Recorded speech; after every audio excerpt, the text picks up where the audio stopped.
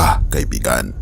Kamakailan lamang ating tinakil sa isang content ang patungkol sa bansang Israel na hindi na nila kinikilala ang ating Panginoong Jesus bilang Diyos at manlalalang. At dahil dito, nagkaroon ng proposal na bawal nang i-preach ang pangalan ng ating Panginoong Jesus sa lugar ng Israel, kundi ikaw ay makukulong ng hanggang 2 taon. Ngunit ang nakagigimbal na pangyayari pagkatapos na nilapastangan ng bansang Israel ang pangalan ng ating Panginoong Jesus sa pamagitan ng pagbabawal na i-preach ang kanyang pangalan sa bansang ito, ay tinabaga na sumpa ang lugar ng bansang Israel. Conservative Christian leaders are calling on Prime Minister Benjamin Netanyahu to stop a bill proposed by members of his coalition to make it criminal to tell people about Jesus in Israel. Dahil kamakailan lamang, binabanggit ng mga scientifico ang patungkol sa nagbabagong tubig ng Jordan River. Dahil kilala ang Jordan River, mga kaibigan, bilang isa sa pinakamalaking supply ng katubigan ng bansang Israel. Ngunit ito ang masaklap sapagkat tila baga ang ating Panginoong Diyos ay pinaparusahan ngayon ang bansang Israel. Atin itong pag-usapan, mga kaibigan.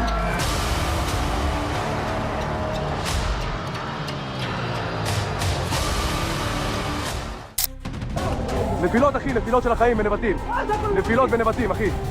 Iran has launched a new wave of attacks targeting natural gas facilities as well as at least one oil refinery in the Gulf Arab states. Now, this is coming after Israel. Oil prices continue to soar across the globe as the war with Iran focuses on targeting critical oil infrastructure across the Middle East. Ang ilog ng Jordan, ito ay isa sa mga pinakasignifikant o pinakaimportante na ilog sa buong kasaysayan ng Biblia.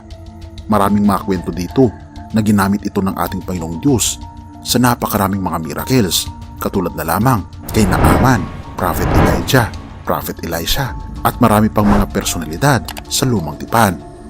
Habang sa bagong tipan, mga kaibigan, napakaraming mga instances na ginamit ng ating Panginoong Jesus ang Jordan River. At marami rin ang nabinyagan ng mga kaluluwa sa ilog ng Jordan. Kabilang na rin dito ang ating Panginoong Jesus sa pamagitan ng kanyang pinsan na si John the Baptist. Ngunit hindi natin may pagkakaila na ang lugar ngayon ng Jordan ay isa sa mga pinaka nakakamangha na ilog sa buong mundo ngayon. Sapagkat ang ilog ng Jordan ngayon, mga kaibigan, ay hindi na parami ang kanyang tubig dito, kundi ito ay paunti ng paunti na hindi malaman ng mga scientifico kung bakit nagiging kaunti na ang tubig ng Jordan at malapit na itong matuyo. Na ito ay isang malaking banta sa bansang Israel dahil ito ang pinakamalaking pinagkukuhanan nila ng kanilang katubigan at enerhiya. At hindi lamang iyan, sapagkat sa mga karating na lugar na malapit sa Jordan ay nagiging polluted na ito. Ito ay dahil sa hindi magandang pagtrato ng mga tao sa Jordan River. At wala rin namang ginagawa ang mga opisyal ng bansa upang sa ganun linisin ang Jordan River. At sa ngayon, hindi na nagiging ligtas na kahit na paliguan man lamang ang ilog ng Jordan. At isa pa sa nakakamangha, dahil tila baga nabigyan ng salot talaga ang bansang Israel dahil naging kulay pula ang ilog ng Jordan River. At hindi rin ma-explain ng mga scientifico kung bakit naging pula ang Jordan River. Ayon sa isang scientist na si Sakir al-Nusour, ay maaari daw na ang pinanggalingan ng kulay pula ng Jordan River ay dahil sa mga accumulated na bakterya na dulot ng polluted na ilog. Ngunit ito ang binabanggit sa banal na kasulatan na tinabaga nabigyan talaga ng salot ang lugar ng Israel. At kung ating mapapansin, tayo na nga, mga kaibigan, ay nasa huling mga kapanahunan na. Pahayag 16 verse 4. Ibinuhos naman ng ikatlong anghel ang laman ng kanyang mangkok sa mga ilog at mga bukal, at naging dugo rin ang mga ito. Kung ating mapapansin, mga kaibigan, binabanggit sa banal na kasulatan na sa huling mga kapanahunan, ang ilog ay magiging pula at marami sa mga nandito ay mamamatay, kabilang na rin ang mga isda.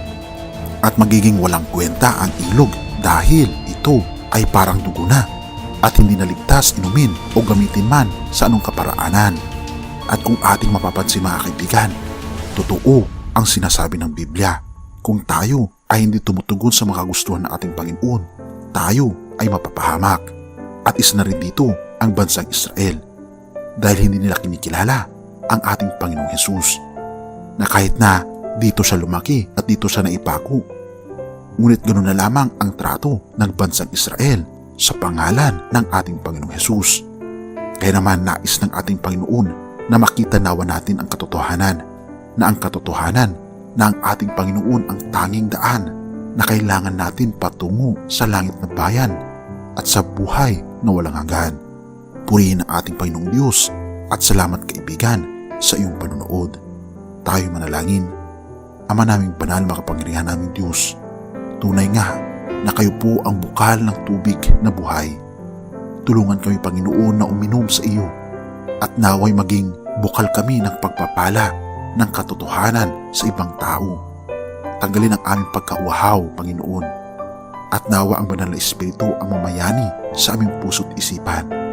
Tulungan kami na maihanda ang aming mga sarili at ang aming mga pamilya sa inyong muling pagparito. Purihin ka, O Panginoon naming Diyos, at patawarin po kami sa lahat ng aming pagkukulang at pagkakasala sa pangalan ni Jesus. Amen.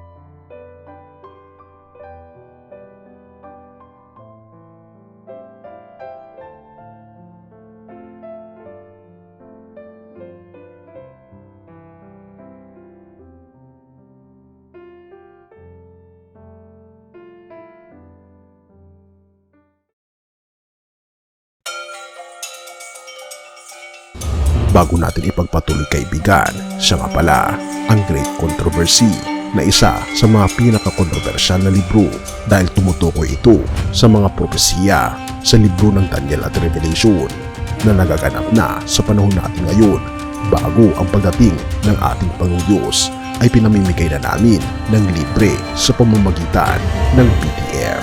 At ito ay nasa limited lamang na panahon, kaya i-click mo sa description sa baba upang ma-avail mo, kaibigan, ang napaka-importanteng libro ito na magbubukas sa iyo sa mas maliwanag mong hinaharap.